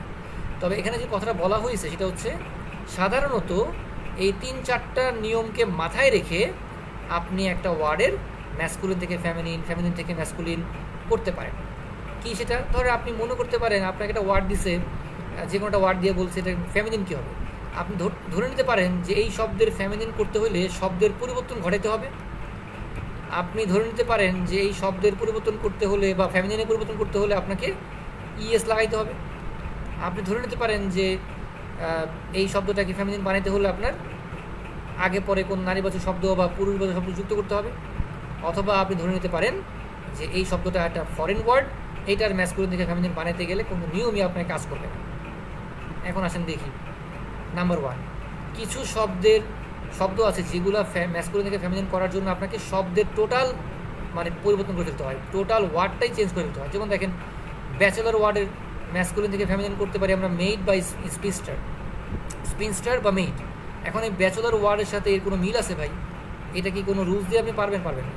এখন আপনাকে এই 1 নম্বরে বক্সের মধ্যে যে ওয়ার্ডগুলো আমি দিয়ে দিছি এগুলো টপ মোস্ট ইম্পর্টেন্ট ওয়ার্ড, ঘুরে ফিরে পরীক্ষায় আসছে, সামনেও আসতে পারে, এবং আমি নিশ্চিত করেই বলতে পারি, মানে 100% তো বলা যায় না, বা 99% গ্যারান্টি দিতে পারি যদি ভবিষ্যতে প্রশ্ন হয় তাহলে আমার এই বক্সে থাকা এগুলো থেকেই প্রশ্ন হবে। আপনি যে আপনার বই পুস্তকে যে পড়েন হাজার হাজার ওয়ার্ড, এগুলো পড়তে হবে না। আমি বিভিন্ন বই থেকে মানে গুছিয়ে ইম্পর্টেন্টগুলো এখানে উল্লেখ করেছি, যেগুলো থেকে প্রশ্ন আগেও হয়েছে, সামনে হবে। যেমন হর্স দিয়ে বোঝায় একটা মেইল ঘোড়া, এটার ফ্যামিলি হচ্ছে মার। কোল্ট দিয়ে বোঝায় মানে পুরুষ ঘোড়া, কিন্তু সেটা শাবক, মানে বাচ্চা ঘোড়া, বাচ্চা পুরুষ ঘোড়া। ফিলি দিয়ে বোঝায় মানে শাবক নারী ঘোড়া বা ফিমেল।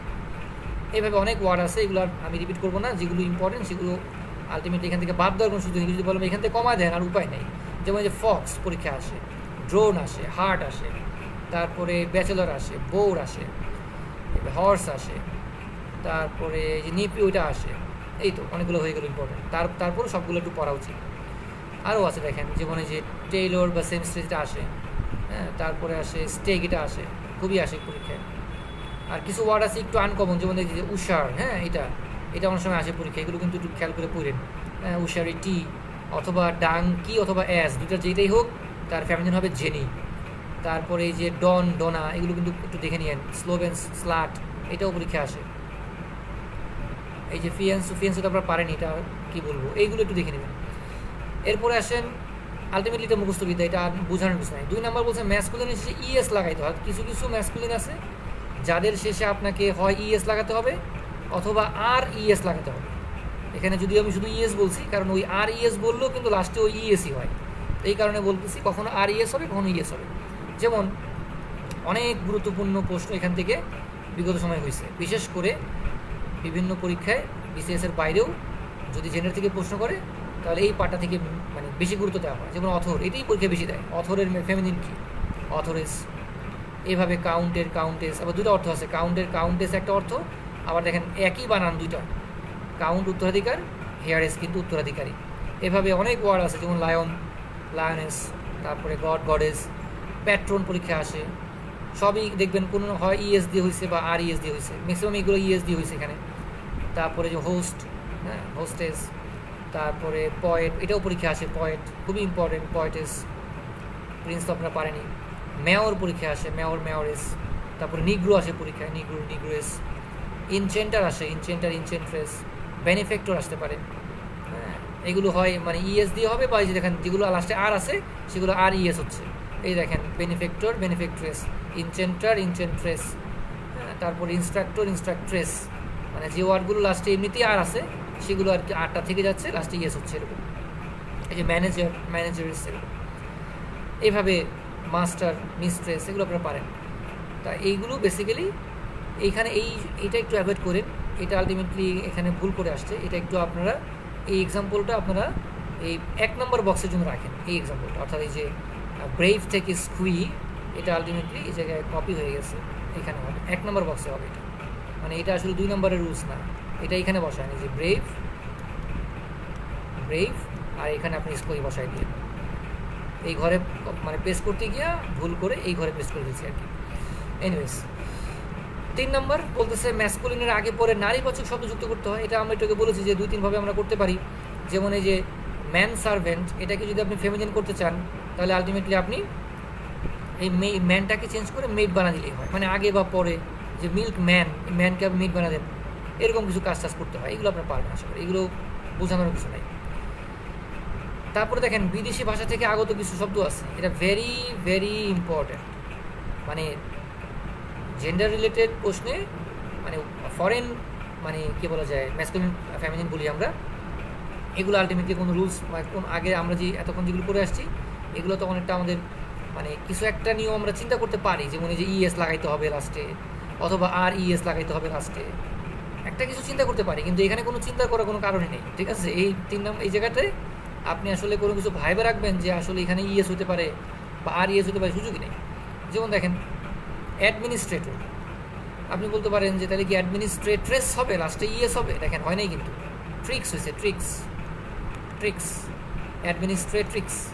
এখন আমার একটু আগে বলে আসছিলাম যে হয় ইএস হবে, নয় আর ইএস হবে, নয় পুরো ওয়ার্ডটাই চেঞ্জ হবে, এটা বলেছিলাম। যেমন ম্যান থেকে কী বলা যায়, আমরা ব্যাচেলার থেকে আমরা স্পিনস্টার বা বলে আসছি, পুরো ওয়ার্ডটাই চেঞ্জ হয়। কিন্তু এখানে এখন পুরো ওয়ার্ডও চেঞ্জ হয় নাই, আবার লাস্টে দেখেন ইএসও যুক্ত হয় নাই, বরং হয়েছে কি ট্রিক্স, মানে বলতে পারেন আপনার TRIX।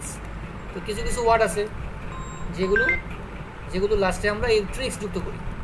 এগুলো আমি কয়েকটা দিচ্ছি এখানে, যেমন অ্যাডমিনিস্ট্রেটর, তারপরে এক্সিকিউটর, তারপরে আপনার কি বলা যায় যে প্রসিকিউটর। এগুলো কিন্তু খুবই গুরুত্বপূর্ণ শব্দ, এবং এগুলো আলটিমেটলি কোনো রুলস মেনটেন করবে না, আপনাকে বুঝিয়ে নিতে হবে।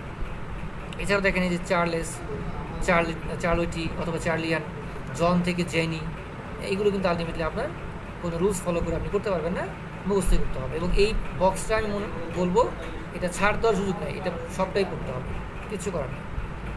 আচ্ছা, আবার দেখেন এখানে খুব গুরুত্বপূর্ণ একটা সূক্ষ্ম ঝামেলা লাগা যায়, সেটা হচ্ছে কিছু কিছু ক্ষেত্রে একটা কমন নাউন যুক্ত করে দিতে পারে। বলতে পারে এরকম, ধরেন আমি চাইল্ডকে বলতেছি common noun, point to be noted, child is a neuter gender but child is a common noun. ভালো করে খেয়াল করেন, এই চাইল্ড দিয়ে একটা দিয়ে বুঝে দেবো, বাকি সবগুলো বুঝতে পারবেন। চাইল্ড কিন্তু কমন নাউন, আবার কিন্তু সে কমন নিউটার জেন্ডার। মানে আমি যদি নাউন চিন্তা করি তাহলে সে কমন নাউন, জেন্ডার চিন্তা করলে নিউটার জেন্ডার। তাহলে এখন ব্যাপারটা খেয়াল করেন, চাইল্ড যদি কমন নাউন হয় তাহলে তার একটা ম্যাসকুলিন ফর্ম নিয়ে আসতে পারি আমি চাইল্ড থেকে। কারণ কমন মানে কি, কমন নাউন মানে কি, যে এটা ছেলেকেও বোঝাবে মেয়েকেও বোঝাতে পারে। কমন নাউন বলতেছি আমরা, জেন্ডার না, কারণ জেন্ডার এগুলো তো নিউটার জেন্ডার বোঝাবে। দেখেন চাইল্ড থেকে আমি বয় আনতেছি, আর আমি ফেমিনিনে গার্ল আনতেছি। চাইল্ড থেকে আমি সান আনতেছি, ডটার আনতেছি। ঠিক একইভাবে আপনি যখন বলবেন হর্স, হর্স একটা কমন নাউন, কিন্তু এটা কিন্তু একটা ম্যাসকুলিন জেন্ডার। আমরা কিন্তু এটাকে দেখে আসছিলাম ম্যাসকুলিন জেন্ডার, বাট ওই ব্যাখ্যা আসতেছি না যে ম্যাসকুলিন জেন্ডার হয়েছে, ঠিক আছে, কিন্তু এটা তো কমন নাউন। তাহলে এই নাউনটাকে আমি ম্যাসকুলিন ফেমিনিনে আলাদা আলাদা আবার ভাগ করতে পারি। কী ভাগ? আমি হর্সের কমন নাউন থেকে যদি আমি প্রপার করে ফেলি, তাহলে স্ট্যালিয়ন হচ্ছে তার ম্যাসকুলিন জেন্ডার, আর মার হচ্ছে তার ফেমিনিন জেন্ডার। মানে স্ট্যালিয়ন মানে হচ্ছে প্রাপ্তবয়স্ক পুরুষ ঘোড়া, আর মার মানে হচ্ছে প্রাপ্তবয়স্ক নারী ঘোড়া। আচ্ছা, এখন যদি আমি এটাকে আরেকটা ভাবে নিতে পারি, কোল্ট শাবক পুরুষ ঘোড়া, ফিলি শাবক নারী ঘোড়া। তাহলে দেখেন এইভাবেও কিন্তু ভাঙা যায়। অর্থাৎ আমরা এরকম প্রশ্ন এরকম হতে পারে যে what is the feminine gender of stallion. এখন আপনি বলবেন স্যার স্ট্যালিয়ন তো আমি পড়ি নেই, আমি তো পড়ছিলাম হর্স। দেখছেন প্রশ্নটা কীভাবে করছে, what is the feminine gender of stallion. তা আপনি পরীক্ষা দিয়ে এসে বলবেন স্যার আপনি তো পড়েছেন হর্সের ফেমিনিন জেন্ডার হচ্ছে মার, ফর এক্সাম্পল আপনি পড়েছেন, কিন্তু আপনি তো স্ট্যালিয়নটা করার নেই। কিন্তু ভাই হর্সকে যদি আমি কমন নাউন ধরি তাহলে তার ম্যাসকুলিনে কিন্তু আমি স্ট্যালিয়ন বলতে পারি। এই মানে প্যাচটা পরীক্ষায় মাঝে মাঝে লাগায় দেয়, এই কারণে এই বক্সটা করা হয়েছে। দেখেন শিপ কমন নাউন, দেখেন র্যাম সেখান থেকে ম্যাসকুলিন জেন্ডার, ইউ সেখান থেকে ফেমিনিন জেন্ডার। এই ঝামেলাগুলো আমার হইতে পারে, এই জন্য আমরা এখানে আলাদা করে একটু দেখে নিই। এটা কি বোঝা গেল? এটা কি বোঝা গেল? মিথিলা রহমান, জীবনানন্দ দাশ, আরে কত কবি সাহিত্যিক আমার ক্লাস করে, মাঝে মাঝে নিজের সৌভাগ্যবান মনে হয়। রবীন্দ্রনাথ ঠাকুরও মাঝে মাঝে ক্লাস করে, নজরুল তো সবসময়ই আছে, আজকে জীবনানন্দ দাশেরও পাইলাম। যাই হোক, এনিওয়েজ, ফেমিনিন জেন্ডারের ম্যাসকুলিন জেন্ডার হয় না। কিছু কিছু ফেমিনিন জেন্ডার আছে যেগুলোর ম্যাসকুলিন কখনোই হবে না, ওই যে আমাদের বাংলা ব্যাকরণের মতো আর কি। হ্যাঁ, দেখে নিন, এগুলো আমি এখানে লিখে দিচ্ছি, এগুলো আর বোঝানোর কিছু নাই। কিছু কিছু ম্যাসকুলিন জেন্ডারের ফেমিনিন জেন্ডার হবে না, অর্থাৎ ওটা অল টাইম ম্যাসকুলিন থাকবে। এটা হচ্ছে অল টাইম ফেমিনিন, এটা হচ্ছে অল টাইম ম্যাসকুলিন। এগুলোর কোনো মানে জেন্ডার রূপান্তর করা সম্ভব না। এগুলো আমরা দেখে নিব। এখানে অনেকগুলো ওয়ার্ড আছে এবং এগুলো কিন্তু অর্থগতভাবে ইম্পর্টেন্ট। ফর এক্সাম্পল একটা বুঝাই দিই, যেমন দেখেন অ্যামাজন।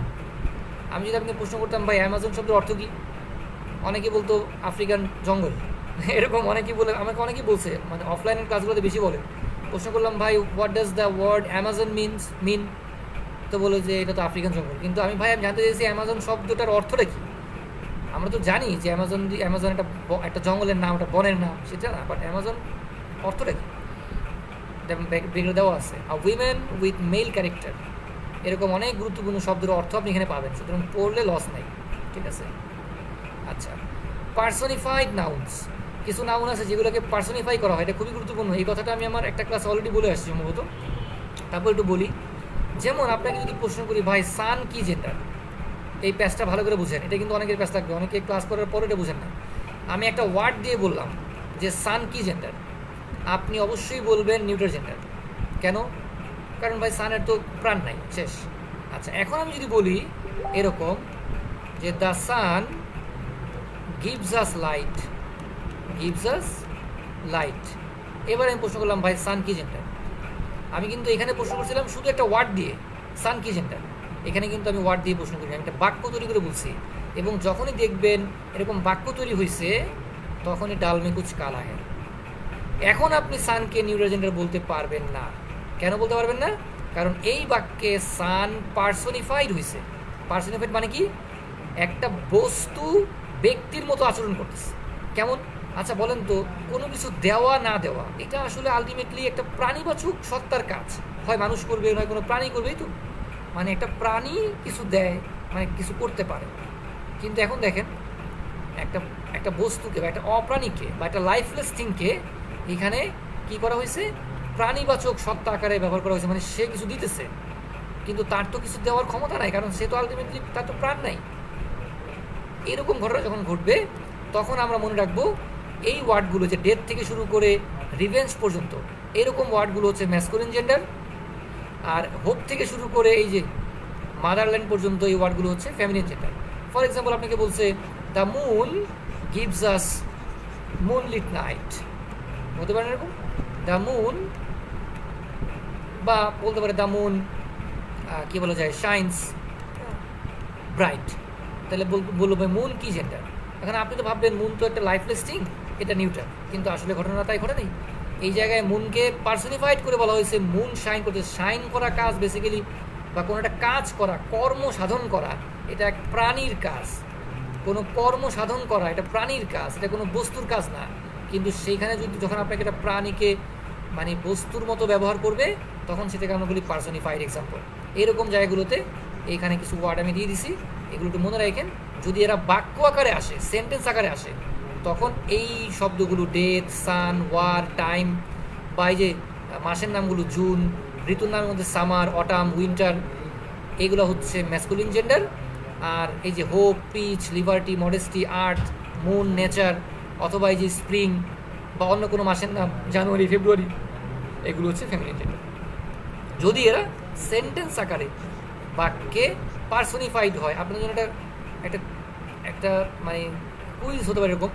আমি যদি বলি বলেন তো I was born in June, বলেন তো আপনারা এই বাক্যে জুন কি জেন্ডার? বলেন কি জুন কি জেন্ডার? জুন কি জেন্ডার?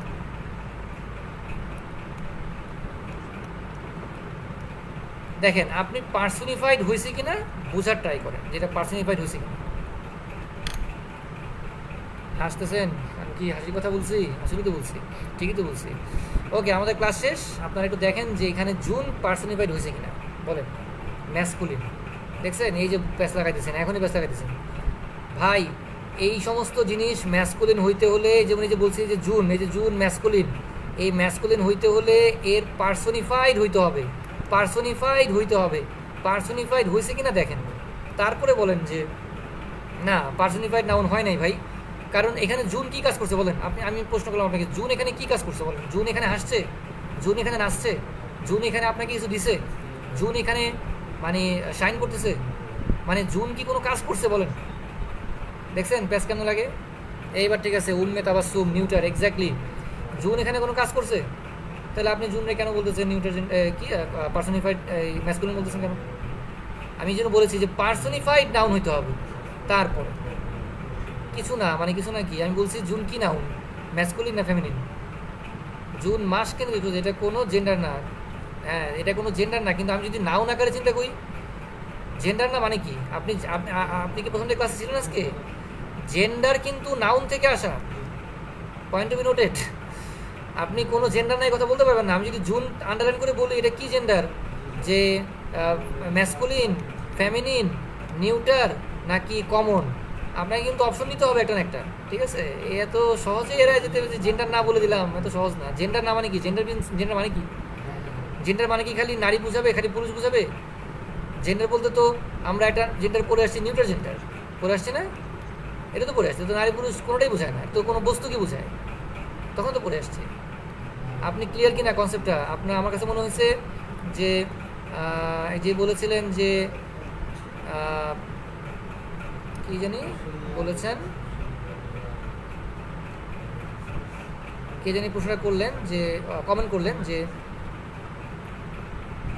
জেন্ডার না, কোনো জেন্ডার না, আমি দেখতে পাচ্ছি না এই মুহূর্তে কমেন্টার। যাই হোক, তো খেয়াল করেন এখানে জেন্ডার কিন্তু মানে নাউন থেকে আসা, এবং সেক্ষেত্রে আপনাকে যদি প্রশ্ন করে যে জুন এখানে কি জেন্ডার, অপশন দিবে আপনাকে চারটাই, ম্যাসকুলিন, ফেমিনিন, কমন, নিউট্রাল দিবে। আপনাকে কিন্তু বাঁচতে হবে অপশন, ঠিক আছে?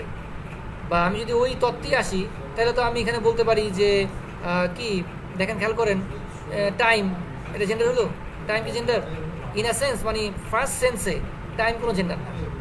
কিন্তু আমার বাক্যে যদি সেটা ব্যবহার হয়ে আমাকে কোশ্চেন আকারে দেয় যে আমরা আসলে কি জানি, সমস্যা হচ্ছে আমাদের জেন্ডার বলতে আমরা বেসিক্যালি আমাদের মাথায় ঢুকে গেছে মেল আর ফিমেল, এটা ঢুকে গেছে। কিন্তু ইংরেজিতে যে গ্রামারে যে জেন্ডার, সেটা কিন্তু শুধু মেল ফিমেলের মধ্যেই সীমাবদ্ধ না, এবং সেটাকে আমরা মেল নামও বলছি না, আমরা বলতেছি ম্যাসকুলিন, এখানে বলতেছি ফেমিনিন, বাইরেও কিন্তু আছে, নিউট্রাল আছে, কমন আছে। তা আমরা এই দুইটার কথা আর মাথায় রাখি না, খালি পুরুষ আর নারী চিন্তা করি, আমরা তো দিয়ে দিই। ওকে, ভালো থাকেন সবাই। আপনাদের আজকের এই টপিকটা আসলে বেসিক্যালি মুখস্থবিদ্যা, এই জেন্ডার রিলেটেড টপিকটা, মানে জেন্ডার বলতে মেল ফিমেল না, মানে গ্রামারিস্ট জেন্ডার আর কি। তবে একটু আগে যে আলোচনা করেছি ক্লজের লাস্ট পার্টটা, ওইটাই একটু বোঝাচ্ছিল আর কি। তো আমরা একটু ব্যালেন্স করার ট্রাই করবো, যে একটা গ্রামার টপিক পড়বো, আর একটা মানে একটু রসকস যুক্ত টপিক পড়বো, আবার তার সাথে আবার একটু রসকসহীন টপিকও পড়বো। যেমন আজকের এই জেন্ডারটা একটু রসকসহীন ছিল, বাট তাও কিছু গুরুত্বপূর্ণ কথাবার্তা এখানে ছিল। এই যে বললাম neutral gender, I was born in June, neutral gender. June এখানে নিউট্রাল জেন্ডার, কেননা এখানে প্রথমত দেখেন জুন তো মেল মানে কি বলা যায়, আপনার এখানে কমন হতে পারে না, কমন তো সুযোগ নেই, তাই না? কমন জেন্ডার না। আচ্ছা, জুন এখানে কি ম্যাসকুলিন হতে পারে? কোনো একটা বস্তুকে, যা লাইফলেস থিং, এমন কোনো বিষয়কে যদি ম্যাসকুলিন হইতে হয়, তাহলে তাকে অবশ্যই পার্সনিফাইড হইতে হবে। অথবা কোনো একটা বস্তুকে যদি ফেমিনিন হইতে হয়, তাহলেও তাকে পার্সনিফাইড হইতে হবে। পার্সনিফাইড যেটা টাইটেল করা আছে দেখেন সিটের মধ্যে, পার্সনিফাইড নাউন্স, মানে হয় তাকে ম্যাসকুলিন আকারে বসতে হলে পার্সনিফাইড হয়ে বসতে হবে, অথবা তাকে ফেমিনিন আকারে বসতে হলেও পার্সনিফাইড হয়ে বসতে হবে। এখন পার্সনিফাইড মানে কি? মানে হচ্ছে ওই বস্তুটা কিছু একটা কাজ করে। আমি আরেকটা এক্সাম্পল দিয়ে ক্লিয়ার করি, অনেকে হয়তো ক্লিয়ার না। দেখেন, আই লাইক দ্য পেন। আপনাকে প্রশ্ন করলাম, ভাই এখানে পেন কি জেন্ডার? আচ্ছা, আরেকটা প্রশ্ন করলাম, এটাকে আমি A1 দিলাম, এটাকে আমি 2 দিলাম, বললাম the pen writes well, the pen writes well. এবার আমি প্রশ্ন করলাম যে এখানে দ্য পেন কি জেন্ডার?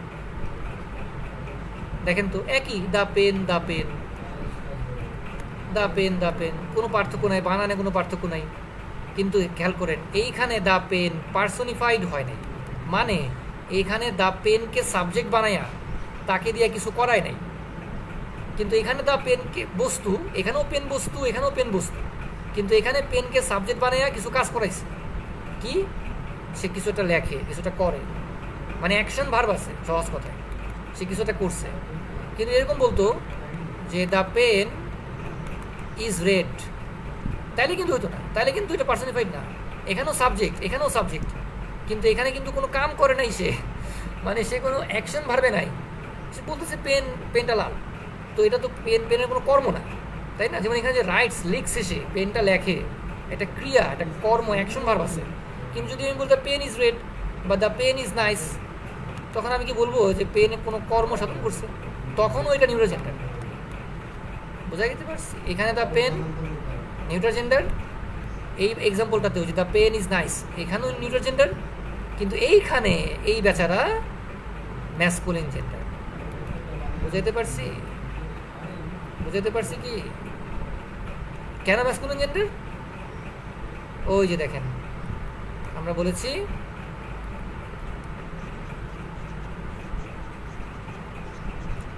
বলেছি যে এরকম কোনো শব্দ, এই যে ডেথ, সান, ওয়ার, টাইম, জুন বা এরা, হ্যাঁ, বা এখানে বলছি hope, piece, liberty, modesty, art, হ্যাঁ, এরা যদি পার্সনিফাইড হয়, এখন পেন তো পার্সনিফাইড হয়েছে। এখন আপনারাই বলেন তো, পেন রাইটস ওয়েলে, পেন তো পার্সনিফাইড হয়েছে, কিন্তু পেন কিন্তু আমার এই বক্সের মধ্যে নাই বা আমার এই শব্দগুলোর মধ্যে নাই। তাহলে আমি কি পেনকে মানে ম্যাসকুলিন জেন্ডার বা ফেমিনিন জেন্ডার কোনটা বলবো? আমি কি বলার সুযোগ আছে কিনা বলেন, চিন্তা করেন, দেখেন, বলার সুযোগ আছে, ঠিক আছে, বলার সুযোগ আছে, পার্সনিফাইড এখানে হয়েছে, বলার সুযোগ আছে, কিন্তু আমি তো সব পেন তো আমার এর মধ্যে পড়ে নেই, মানে আমার লিস্টের মধ্যে তো পেন নাই। এখন আপনি কি করবেন? তখন ওর চিন্তা করেন। আমরা এখানে কিছু কনফিউশনের ক্ষেত্রে বলি, যখন আপনি এগুলো জানলেন, ডেথ থেকে শুরু করে রিভেন্স পর্যন্ত জানলেন, হোপ থেকে শুরু করে এই পর্যন্ত জানলেন, কিন্তু এর বাইরে তো আছে আরও, যেমন পেন পড়ে গেছে বাইরে। এখন আপনি কী বলবেন? পেনকে আপনি কী বলবেন? যখন কনফিউশনে পড়ে যাবেন, এটা শর্টকাট বা একটা টিপস বলে দিই, যখন এরকম পার্সনিফাইডের জায়গা যখন আপনি মানে কনফিউশনে পড়ে যাবেন, তখন আপনি কয়েকটা যে মাথায় রাখবেন। নাম্বার 1, এইটা সফটনেস বোঝাচ্ছে কিনা, সফটনেস বোঝাচ্ছে কিনা, ন্যাচারাল কিছু বোঝাচ্ছে কিনা। যদি এরকম কিছু বোঝায় তাহলে আপনি ফেমিনিন ধরবেন। আর যদি সফটনেস না বোঝায়, অথবা এটা দিয়ে যদি কোনো মানে গভীর ফিলিংস না বোঝায়, হ্যাঁ, এক কথা সফটনেস না বোঝায়, তাহলে আপনি থেকে ম্যাসকুলিন ধরতে পারেন। বাট এরকম ক্ষেত্রে আমরা বলি, এইরকম প্রশ্ন সাধারণত এত এই লেভেলে, ডিপ লেভেলে করে না, বা করলেও আপনি এখানে পেনকে আমরা বেসিক্যালি ম্যাসকুলিন জেন্ডার ধরেই পার্সনিফাইড করে থাকি। কারণ ওই একটা কথা আমরা বলি, যখন আমরা দুইটা মানে মেল ম্যাসকুলিন ফেমিনিন আলাদা করতে পারছি না, তখন বেসিক্যালি আমরা এটাকে মেইল ধরে চিন্তা করি। এটা একটা ডোমিনেন্স হয়ে যায়, মানে পুরুষ আধিপত্যবাদ হয়ে যায় আর কি। যেমন ধরেন, আপনারা দেখবেন প্রায় সময় কিছু বাক্যে সবসময় দেখবেন হিজ ব্যবহার করে, হ্যাঁ, মানে পুরুষ নারী দুইটা অর্থে হিজ ব্যবহার করে, এরকম অনেক সময় দেখবেন প্রোনাউন, বা অনেক সময় হি ব্যবহার করে। তো একটু ডোমিনেন্স এখানে ক্রিয়েট হয়, যে মেইলের প্রতি ডোমিনেন্স থাকে। তো যখন আপনি দেখবেন যে পেন বা এমন কিছু যেটা আসলে পার্সনিফাইড হয়েছে, কিন্তু আপনার তো আসলে বক্সের মধ্যে ছিল না, আপনি তো মুখস্থ করতে পারেন না এটা, তখন আপনি কোন দিকে যাবেন? তো এরকম কনফিউশনে পড়লে ম্যাসকুলিনের দিকে উত্তরটা নিলে উত্তরটা হওয়ার সম্ভাবনা বেশি থাকে। কিন্তু এটা নিয়ে ওরিড হয়েন না, এই পার্ট থেকে প্রশ্ন হবে না, ঠিক আছে, এখান থেকে প্রশ্ন হয় না। Yes, personified masculine pen exactly কাজ করছে, পার্সনিফাইড হয়েছে ম্যাসকুলিন এক্স্যাক্টলি। কিন্তু পার্সনিফাইড হইলেই কিছু ম্যাসকুলিন তা কিন্তু না, পার্সনিফাইড হইলে কিন্তু ফেমিনিন হতে পারে। মিথিলা রহমান, পার্সনিফাইড হইলে ফেমিনিন হতে পারে। আয়ান আল আদনান, পার্সনিফাইড হইলে ম্যাসকুলিন হতে পারে, ফেমিনিন হতে পারে, ঠিক আছে। কিন্তু পেন আমাদের ওই যে ম্যাসকুলিনের লিস্টেও নাই, আমাদের ফেমিনিনের লিস্টেও নাই, আমরা যে লিস্ট সেটা দিয়েছি আর কি। এই কারণে জিজ্ঞেস করছি যে আপনি এখন কনফিউশনে পড়ে যাবেন, কী করবেন? তখন আপনি চিন্তা করবেন যে পেন দিয়ে আসলে কোনো সফটনেস বোঝাচ্ছে কিনা, পেন দিয়ে কোনো নেচারকে ইন্ডিকেট করতেছে কিনা, বা যে ওয়ার্ডটা আপনি কনফিউশন করেছেন যে ওয়ার্ড নিয়ে, সেই ওয়ার্ডটা দিয়ে কোনো নেচার বোঝাচ্ছে কিনা চিন্তা করবেন। যদি দেখেন যে হ্যাঁ এরকম কিছু বোঝাচ্ছে, নেচার টেচার বোঝাচ্ছে, তখন আপনি বুঝবেন এটা গড নোজ বেস্ট। এমন থাকলে গড কি ম্যাসকুলিন? হ্যাঁ, গড ম্যাসকুলিন। দেখেন এখানেও একটা প্রশ্ন, আয়ান ভালো একটা প্রশ্ন করছেন। দেখেন আমি কিন্তু কথাটা বলেছি যে আপনি যখন কনফিউজড যে এটা মেল না ফিমেল আমি বুঝতেছি না, তখন আপনি মেলকে প্রিফার করবেন, ঠিক আছে, মেলকে। আপনি বলেন গড নোজ বেস্ট, এখানে গড মেল না ফিমেল কেউ কি এটা কি নিশ্চিত করে বলতে পারে? এখন আমি কী করবো? গডকে প্রিফার করবো, বুঝতে পারছি? মানে এটা কিন্তু একটা স্বতঃসিদ্ধ একটা ধারণা, ওয়ার্ল্ড ওয়াইড চলে এটা, যে যখনই এই যে আমরা নারীবাদের কথা বলি, ওরা কিন্তু নারীবাদীরা কিন্তু এটা নিয়েও কথা বলে যে আপনি মানে জেনারেলাইজ করতে আপনি হি ব্যবহার করতেছেন, জেনারেলাইজ করতে আপনি হি থেকে হিজ বা হিন ব্যবহার করতেছেন, মানে হি কোথেকে আসছে? আলটিমেটলি মানে মেল থেকেই তো আসছে বা ম্যাসকুলিন থেকে তো আসছে। তো ওটা খেয়াল করতে হবে। যেরকম মাঝে মাঝে হয় যে কনফিউজড ওয়ার্ডটা আসলে ম্যাসকুলিন না ফেমিনিন ক্লিয়ার না, তো তখন আমরা প্রিফার করি ম্যাসকুলিনকে। Exactly God knows the best, এই ক্ষেত্রে সেম ঘটনাই ঘটছে। আপনি ক্লিয়ার বলতে হবে না গড এখানে মেল না ফিমেল, বাট আপনি এখানে আলটিমেটলি গডকে ম্যাসকুলিন বলতে হবে। ঠিক আছে, ক্লিয়ার? ভালো থাকেন, আবারও কথা হবে আগামী ক্লাসে। আল্লাহ হাফিজ।